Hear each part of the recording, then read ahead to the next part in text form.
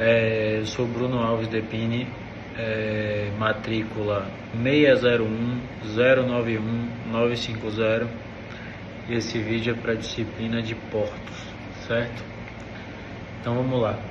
A pergunta número 1, ela diz respeito a rebaixamento de lençol freático, certo? A princípio vale dizer que lençol freático alto, né, é à medida que você vai escavando, você se depara com essa, vamos chamar de eflorescência, né, dessa água que vem do solo, e aí acaba por inundar ou impedir o avanço da obra. Isso pode acontecer desde uma obra simples, desde a fundação de uma casa, por exemplo, a execução de piscina. Piscina geralmente acontece isso de vez em quando. Então a gente já inclusive passou por problemas semelhantes aqui. Então assim, em casos mais simples, como o caso de caso residencial, que é o que eu tenho mais familiaridade, a gente vai escavando, né, até que a gente se depara ali com água que vem de baixo para cima e essa água não para de subir. Geralmente a gente não consegue chegar no ponto da escavação que se precisa, então adotam-se várias mangueiras postas ao redor do local que você precisa baixar o lençol, e com bombas puxando essa água. Essa bomba vai drenando esse lençol, pelo menos até a parte em que ele se encontra mais raso, e aí, à medida que essa água vai sendo drenada, você consegue estabilizar de novo a parte geotécnica e tal, e consegue evoluir com a sua obra. No caso de portos, piers, diques, barragens grandes, essas coisas, já se torna uma coisa mais arriscada, então demandam-se outras técnicas, algumas até mais rebuscadas do que essa que eu citei para você aqui agora, certo? Então, essa característica que eu expliquei, ele já se parece mais com esse sistema de ponteiras filtrantes, conhecidos como well point, né, que consiste em várias tubulações pequenas ao redor da escavação, conectada a essa bomba, e essa bomba vai retirando a água e reduzindo o nível do lençol freático de uma forma uniforme, né, à medida que você vai baixando com essas bombas e essas, vamos chamar de mangueiras, né, ao redor.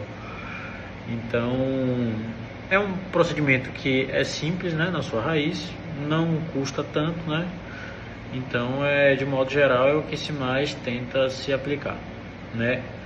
Quando isso são em pontos mais profundos, a potência da bomba e a bitola da tubulação vai ter que variar, né.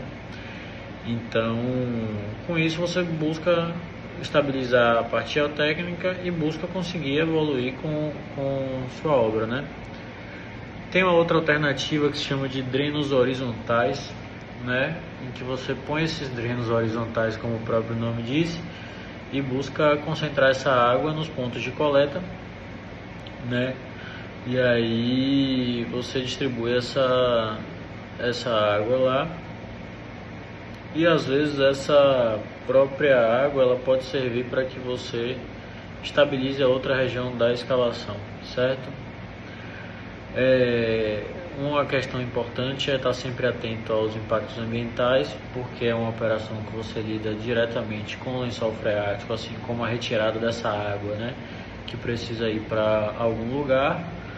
E em áreas próximas ao mar, tomar muito cuidado com a intrusão salina, né, que é essa água salgada, eventualmente contaminar o lençol freático de água doce, certo? Então, é um processo que você tem que ter muita atenção nessa parte do controle geotécnico e piezométrico, tá? E em casos grandes de portos, de obras de infraestrutura grandes, medições de recalque também são interessantes para ter aí esse referencial de quanto o solo está recalcando, certo? Vou responder agora a pergunta 02, certo? Se tratando de obras portuárias, a gente pode pensar em desenvolver cais ou piers, né, dolphins de amarração, quebra-mares e etc. E cada uma dessas obras tem uma finalidade específica, certo? Os cais, né, eles são estruturas fixas, geralmente construídas no paralelo da margem, permitindo que os barcos cheguem lá e atraquem diretamente. Já os piers são estruturas semelhantes aos prédios que a gente tem aqui no Corredor da Vitória, em Salvador. São estruturas que se debruçam sobre o mar. Boa parte deles tem uma ponte, né, móvel. Essa ponte ela movimenta à medida que a maré sobe e a maré desce. Dolphins de amarração, por exemplo, são aquelas estruturas em que fazem-se as amarrações dos barcos, dos navios, e quebra-mares são feitos para proteger o continente das intempéries marítimas. Isso dentro de um porto para formar uma região de maior proteção para os barcos que vão atracar, certo? Então, são estruturas que têm diversas finalidades, como eu acabei de falar, assim como os materiais empregados variam bastante. Mas, assim, vamos dizer que o campeão de hoje em dia seria o concreto armado, certo? Predominantemente. De um modo geral, o concreto armado usado em obras portuárias são de resistência alta, a partir de 40 MPa para cima.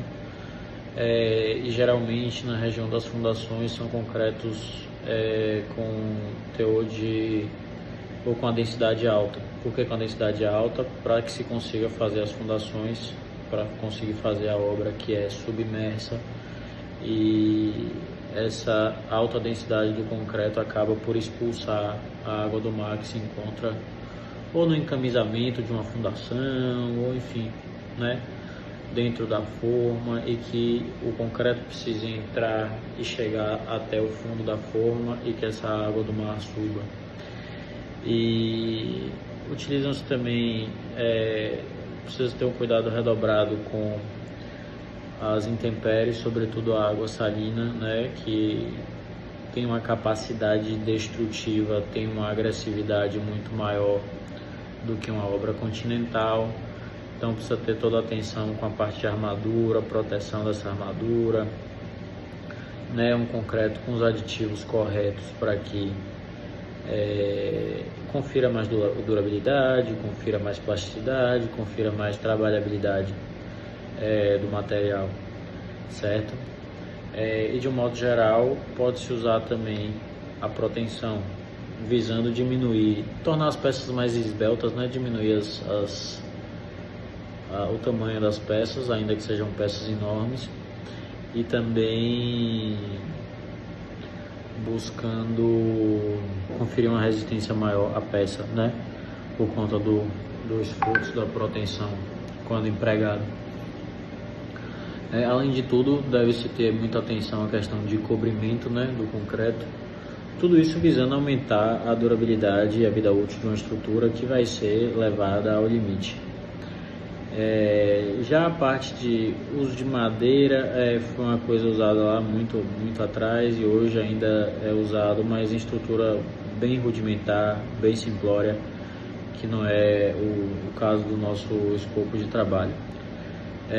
Então, assim, no final do dia, o equilíbrio entre a resistência estrutural e os custos de manutenção e a eficiência e a vida útil da obra é o que você espera ter, é o que vão pautar essas decisões de quais materiais vão ser empregados, de que forma vão ser empregados, visando ter a melhor performance. Muito obrigado pela atenção.